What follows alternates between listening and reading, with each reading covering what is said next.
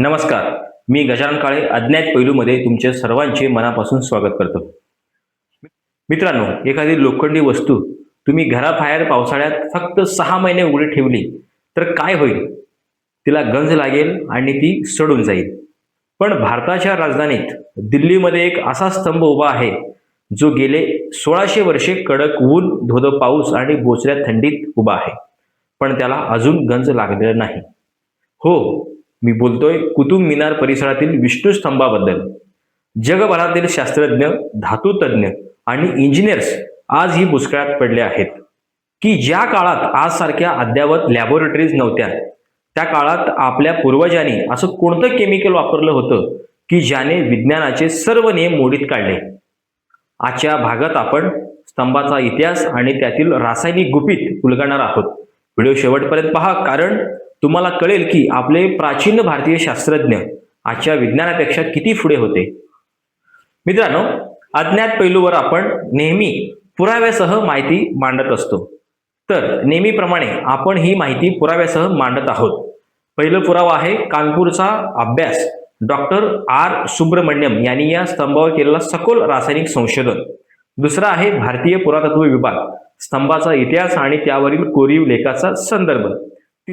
तिसरा आहे nature magazine, जागतिक स्तरावरील विज्ञान जर्नलमध्ये प्रसिद्ध झालेले लेख.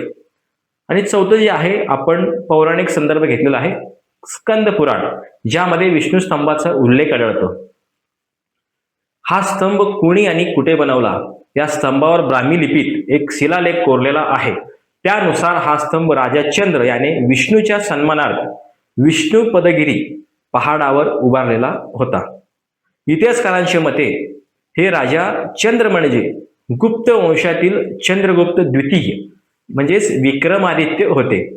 मजेची गोष्ट म्हणजे हा स्तंभ मूळचा दिल्लीचा नाही, तो मध्य प्रदेशातील उदगिरी किंवा विदिशा इथून दिल्लीला आणला गेला असावा असा अंदाज आहे. पण लोखंडाचा इतका मोठा अखंड खांब 1600 वर्षापूर्वी इथे पोचला कसा, हा देखील एक अज्ञात पैलू आहे. आता वळूया विज्ञानाकडे. या स्तंभाचे वजन एकूण 6 टनापेक्षा जास्त आहे आणि तो 98% शुद्ध लोखंडापासून बनलेला आहे. गंज न लागण्यामागचे 2 मुख्य कारणे समोर आली आहेत. मिश्रा थर. IIT कानपूरच्या संशोधनानुसार या स्तंभावर लोहाचे ऑक्साईड आणि फॉस्फरसचा एक अतिशय पातळ थर तयार झाला आहे. हा थर लोखंडाला बाहेरील हवेतील ऑक्सिजन आणि ओलाव्यापासून बचावतो. आता दुसरं आहे फॉस्फरसचे प्रमाण.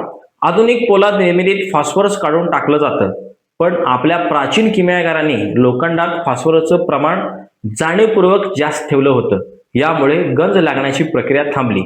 याला पॅसिव्ह फिल्म म्हणतात, जी गंजण्याऐवजी स्तंभाला अधिक मजबूत बनवत गेली. 1600 वर्षापूर्वी इतकं शुद्ध लोखंड कसं वितळवलं असेल?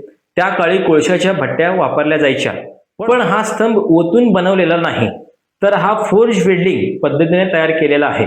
म्हणजेच लोखंडाचे गोळे एकमेकावर हातोडीने मारून गरम करून जोडले गेले आहे.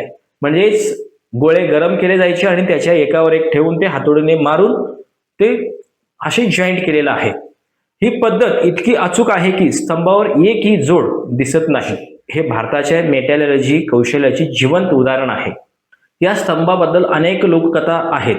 असं म्हटलं जातं की जर तुम्ही स्तंभाकडे पाठ करून त्याला दोन्ही हाताने मागून मिठी मारली आणि तुमचे हात एकमेकाला टेकले तर तुमची इच्छा पूर्ण होईल. अर्थात आता पुरातत्व विभागाने सुरक्षेच्या कारणास्तव या भोवती कुंपण घातले आहे, जेणेकरून आपल्या घामातील क्षाराने स्तंभाला इजा होऊ नये म्हणून. तर मित्रांनो, दिल्लीचा हा विष्णू स्तंभ केवळ लोखंडाचा खांब नाही, तर तो आपल्या पूर्वजांच्या प्रगत विज्ञानाचा पुरावा आहे. आज जेव्हा आपण परदेशी तंत्रज्ञानाकडे बघतो, तेव्हा आपल्या देशात असलेल्या अशा रहस्याकडे आपलं दुर्लक्ष होतं. तुम्हाला ही माहिती कशी वाटली? आपल्या प्राचीन विज्ञानाबद्दल तुम्हाला काय वाटतं? कमेंटमध्ये नक्की सांगा.